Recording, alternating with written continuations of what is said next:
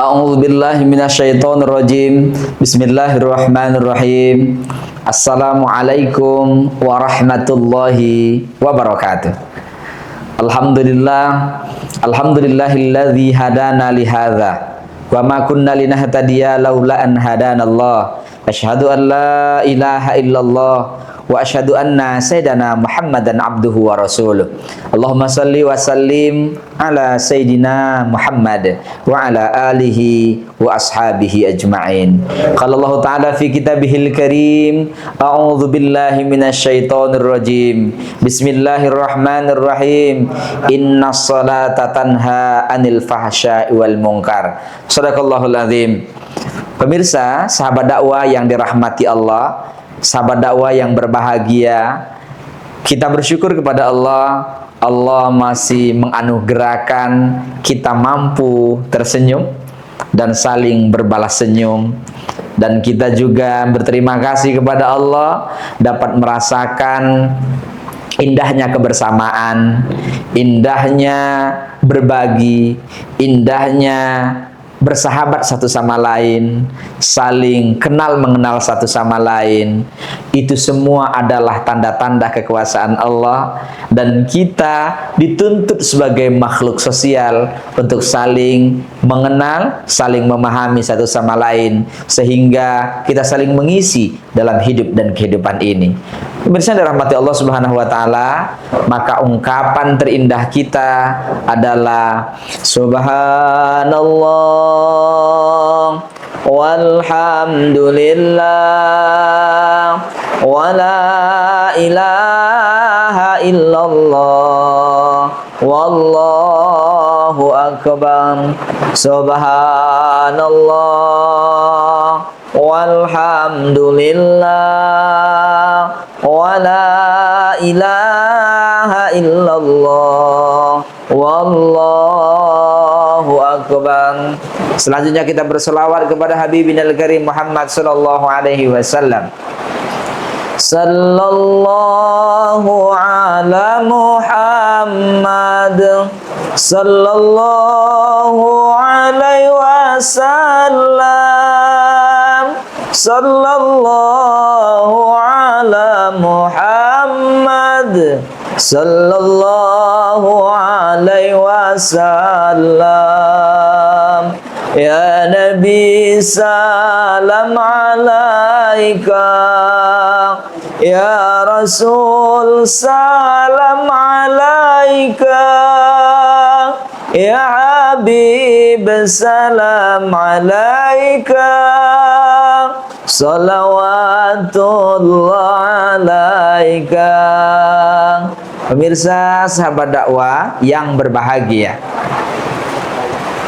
tema kita kali ini adalah maksiat kok sholat. Suka maksiat tetapi tetap melakukan sholat. Pemirsa yang dirahmati Allah Subhanahu wa taala, kita adalah makhluk yang penuh dengan kelemahan. Manusia selain memiliki makna pelupa, al-ins, al-uns, memiliki kejiwaan, manusia juga adalah an-nas. Manusia adalah makhluk sosial. Manusia ada al-bashar. Manusia adalah makhluk yang memiliki biologis, Bani Adam misalnya, dan nama-nama dan isyarat nama manusia dalam Al-Quran. Oleh karena itu, kalaulah Allah sudah berikan akal kita, Allah sudah berikan hati kita, Allah sudah berikan nafsu kita, Allah berikan juga ilmu kita, Allah berikan hidayah kepada kita, Allah turunkan Al-Quran, Allah turunkan Nabi ini sebagai pedoman kita. Tapi ternyata pemirsa, dalam kehidupan kita sehari-hari, sadar atau tidak bahwa memang kita banyak maksiatnya. Bahkan ada yang hobi kepada kemaksiatan itu. Ada yang dosa besar kita lakukan, ada yang dosa sedang kita lakukan, ada yang dosa kecil kita lakukan, bahkan dosa kecil-kecil sekali. Tapi ketika yang kecil ini kita tumpuk menjadi besar, dikit sedikit ini menjadi bukit. Sementara ada orang yang dosa besarnya banyak sekali, tetapi pelan-pelan dia menyadari bahwa itu adalah kesalahan. Kemudian dia memperbaiki diri secara perlahan. Kemudian dia bertaubat kepada Allah, kemudian diterima taubatnya, dia menjadi ahlul jannah, orang yang Allah cintai, menjadi penghuni surganya Allah Subhanahu wa taala. Pemirsa, seburuk apapun hari ini kita yang suka kepada kemaksiatan, mulai dari maksiat besar kita, banyak tuh maksiat-maksiat besar, kemudian maksiat sedang, ada lagi maksiat kecil yang terus kita tumpuk-tumpukkan. Sarannya tetaplah sholat. Kenapa orang yang bermaksiat terus-menerus, pelan-pelan nanti dengan sholatnya akan memperbaiki? Bukankah dalam hadis perbuatan buruk itu harus diiringi dengan perbuatan baik? Maka inna sholata tanha anil fahsya'i wal munkar. Sungguhnya sholat itu dapat mencegah perbuatan keji dan mungkar.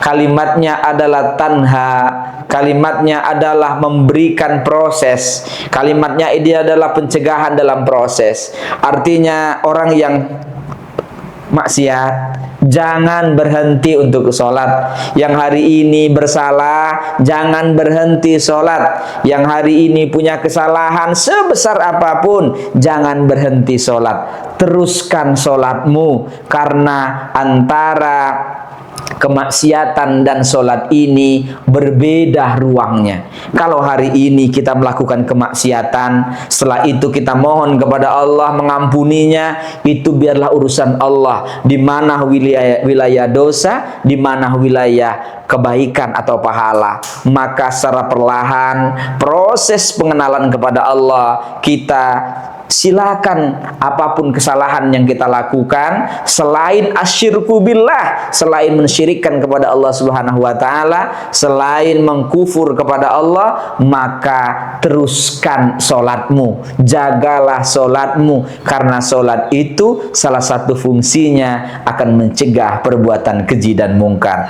Bagaimana kalau ini terus berada dalam kemaksiatan, tidak pernah solat? Atau ada orang yang sholat terus tiba-tiba melakukan kemaksiatan, justru maknanya terbalik, begitu ya, terbalik maknanya. Ada orang yang terus-menerus sholat, kemudian dengan meremehkan sehingga menganggap Allah itu Maha Pemaaf, kemudian melakukan kemaksiatan seenaknya saja. Ini tentu juga tidak dibenarkan. Maka yang terbaik adalah mari kita belajar bahwa seburuk apapun hari ini, sesalah apapun kita hari ini, setidak idealnya pun kita hari ini, apapun kesalahan yang kita miliki, baik kepada Allah terutama ataupun kepada sesama, maka kembalilah kepada Allah, karena di solat itu sangat sempurna. Solat itu diawali dari takbir, diakhiri dengan salam. Apa makna takbir? Maknanya adalah kita untuk menjadi orang yang membesarkan Allah,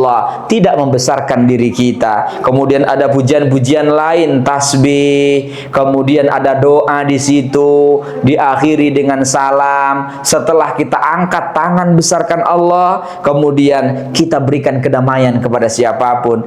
Makna kedamaian menyelamatkan orang lain, dia tidak akan menzalimi dirinya dan tidak akan juga menzalimi orang lain. Kenapa demikian? Karena ini proses. Inna sholata tanha anil fahsya'i wal munkar. Karena sholat itu adalah proses untuk mencegah perbuatan keji dan mungkar. Kalaupun hari ini kita tetap melakukan kekejian, tetaplah melakukan kemungkaran, jangan berhenti sholat. Tapi apakah bisa mungkin ini bisa disatukan? Boleh jadi tidak. Tetapi lama-kelamaan proses ini kita akan terus mengenal Allah. Allah akan membimbing kita, karena hidayah ini tidak hanya ditunggu, tapi hidayah hidayah ini butuh juga dicari, butuh juga diupayakan, belajar menjemput hidayah itu. Kita insya Allah menjadi seorang hamba yang saling mengenal satu sama lain dengan kemaksiatan apapun yang kita miliki hari ini. Insya Allah dengan sholat ini Allah akan ampuni semuanya, terutama hubungannya dengan Allah. Kalaupun dengan kemanusiaan, karena kesalahan kepada sesama manusia, maka mohon maaf. Kalaupun berkaitan dengan hutang piutang, bayarlah. Dan itu adalah hal yang juga penting dalam kehidupan kita. Seburuk apapun kita, semaksiat apapun kita, sehina apapun kita, janganlah berhenti sholat. Janganlah tinggalkan sholat. Walaupun masih belum full, bolong-bolong sekalipun silahkan.